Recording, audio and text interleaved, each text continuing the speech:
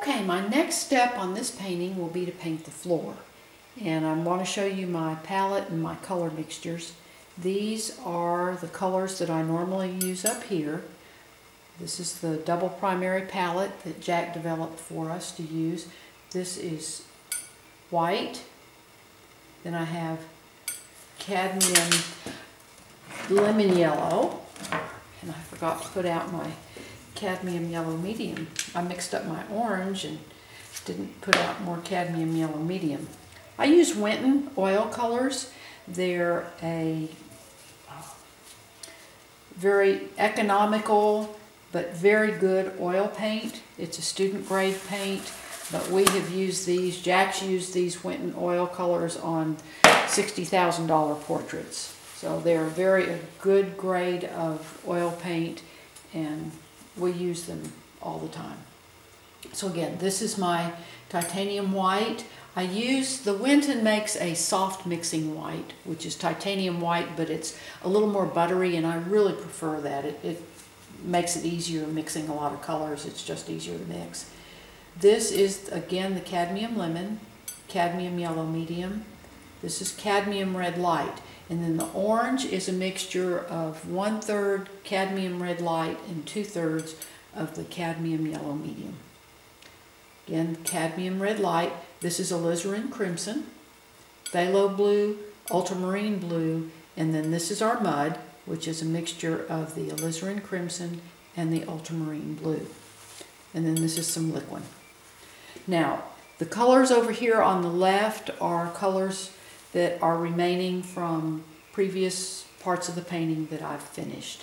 These are the door colors. These are some of the wall colors. I save those in case I need to go back and work around anything in my painting. My mixtures for the floor are, this is my mud, which is again the alizarin crimson, ultramarine blue, and then the orange is mixed into that. These three are all that same mixture, just different proportions. This is some mud with some liquid mixed into it. These are the cadmium, well, the orange, which is cadmium red light and cadmium yellow medium. These are the orange plus just a tiny bit of phthalo blue mixed in, plus white. And again, those are all that same mixture, just different proportions. These two are phthalo blue plus cadmium orange plus white. This has more phthalo blue, this has more cadmium orange. The orange makes it go more green. And this is ultramarine blue plus white. That's my color mixtures for the floor. Okay, let's paint this floor. Now the light is coming into this painting from the upper right, so it's coming in this direction. The wall on this right side is going to cast a shadow down, so this is area I've already, when I drew in my painting with my thin wash of mud plus liquid, I kind of indicated where my shadow would be. The light will be hitting the floor in this area, and it'll hit these flowers here and the sunflowers. So I began by working on this back edge of the floor. I'm going to have ground cover. Underneath my wheelbarrow there will be ground cover in here. It'll be like a little low lavender, something along that line. But I go ahead and paint with some of my ultramarine blue plus white mixture just back along this back edge. That cools this part of the floor so that it goes back. And I may have to lighten that just a little bit. I'll know once I get going a little bit further. Now I start working forward with some of my brown mixtures. And again, this is the mud plus cadmium orange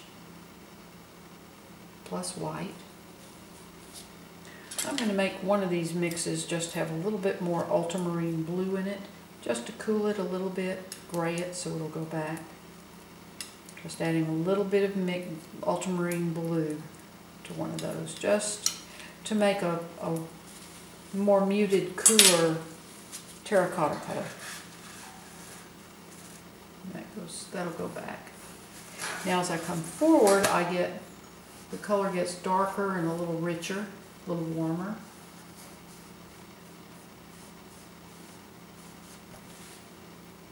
This painting is painting on a gallery wrap canvas, and the image will extend all the way on the lower edge of that, but I'm not going to worry. You know, I'll bring a little bit of this paint down, but I'm not going to worry about that right now. I want to get the front covered. I will take the painting, the canvas is attached to a piece of double ply cardboard. And I can take the whole unit off and then paint that lower edge. I'm not going to worry about that right now. I just want to get, first of all, get the front of the canvas covered. I'm going to add a few brush strokes. My mouth-brain coordination working here. Just a few brush strokes of that warmer color just to bring the floor forward there.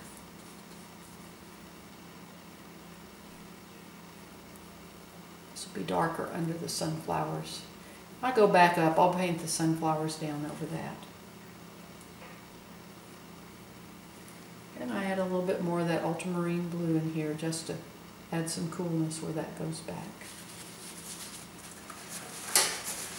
I'm going to change to a lighter color, so I make sure to wipe my brush out.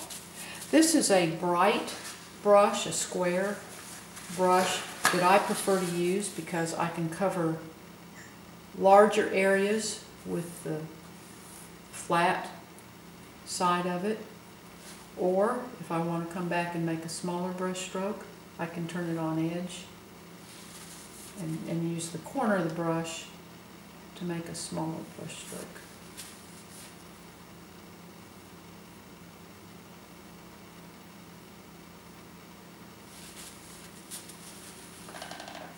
Now I'm going to add a little bit of white to my lighter mixture here because I want even a little bit lighter.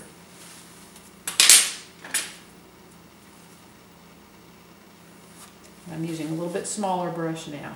You can see I'm just turning it sideways to make these smaller brush strokes.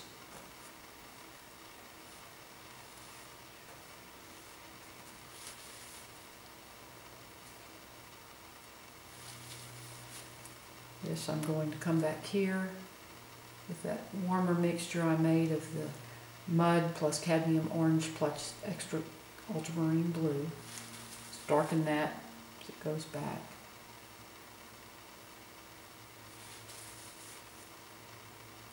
And add a little bit of ultramarine blue in here. I need to lighten that just a little bit. I wondered about that.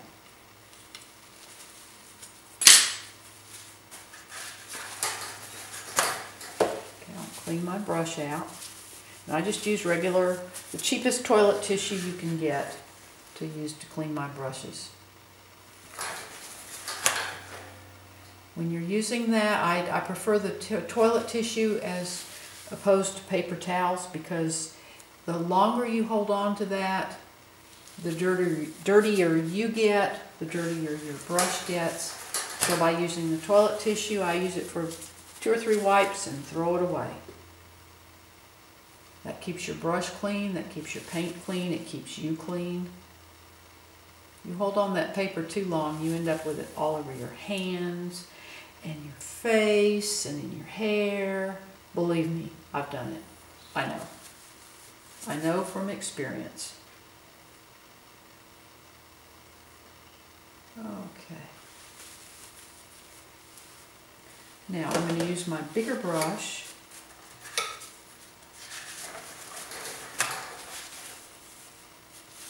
Clean it out good. Want it to be clean. Wipe it one more time. And I just can pull my shadow color into my light. And that softens those shadows. Shadows, the further away they get from the object that is casting them, they become softer. So up close here, they're going to be harder, but then they get softer as they go away. Now that's not exactly the angle I want it to be, so it's easy enough to come back with some of my darker color and make that angle. The sun is up above, it's kind of out about here. So it angles down onto the building here and then streams across our courtyard there. Then I'm going to let just a little shaft of light come here. Kind of come off the edge of the canvas there.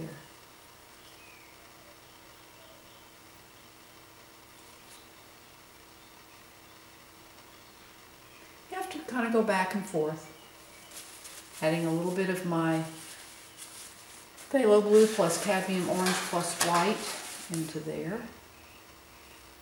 And pull a little light here, and then I'm going to work back in the opposite direction. The light is the brightest at the starting point of where the light hits the courtyard. Let's bring this one back a little bit further. Because the light's hit, I'm going to have hollyhocks over on this right side, and so their shadows are casting across this.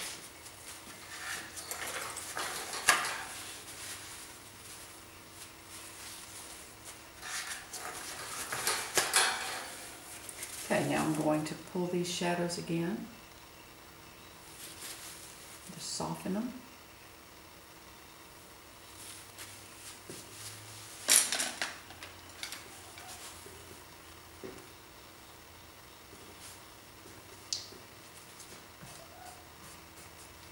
I'm going to add a little more warmth right in here, just to bring that forward.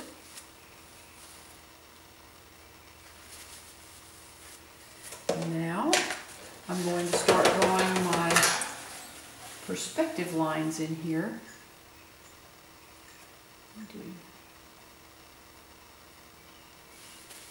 Okay, so the perspective lines, I use a very small brush. This is called a fine liner brush.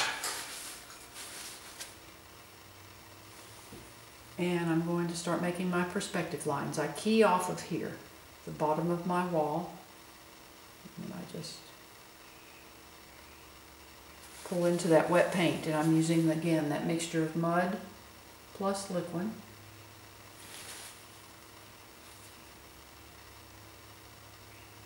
And make sure I get my first one right.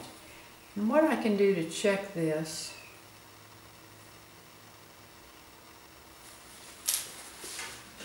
just use my ruler. Okay, there's my line off of the wall, and then here's my line there on the floor. So we're on the same angle. Good.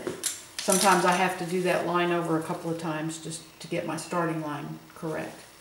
You want to get that correct, because that's, or else you may have to end up doing the whole floor over. Okay, now I just come out.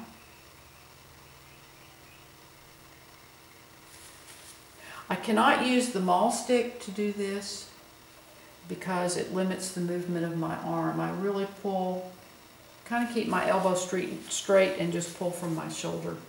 And they don't have to be entirely straight. There's dips and little curves and stuff in them, but these old floors are not straight.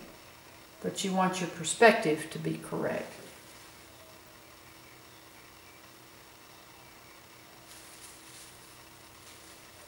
Now this one dipped down a little bit too far, so I've got to come back and make a correction here. This is very easy to do with a clean brush. I can just erase that line. I have all my colors mixed, so if I need to use anything, I can just come back and get it.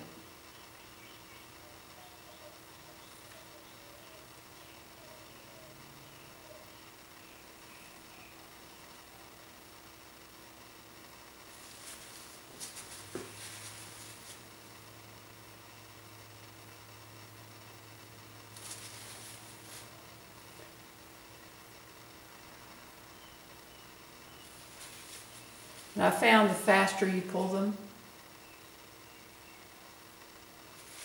they get a little straighter. This takes practice.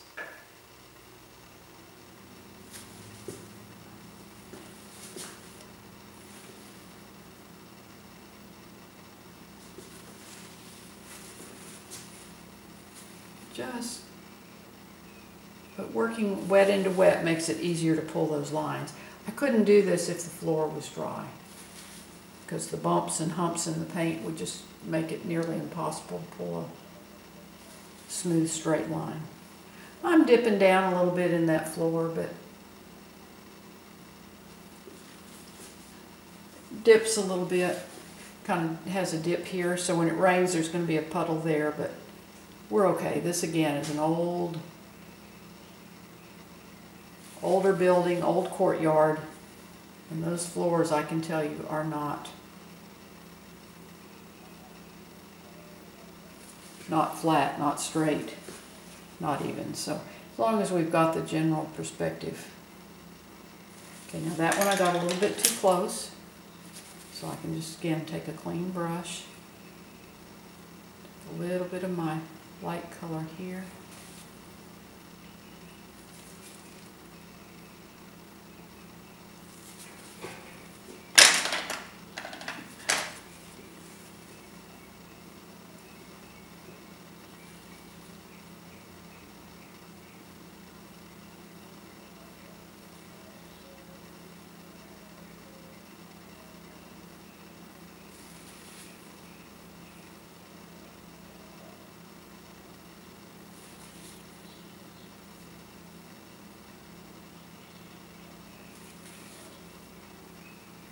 And the lines get a little further apart as they come closer to us. Okay, there's our perspective lines on the floor. I will do the rest of the floor in another part, second part of this video. So please come watch the second part. Please also subscribe to my videos, my YouTube channel. And I have a blog where I show the complete step-by-step process of this painting as well as others I do.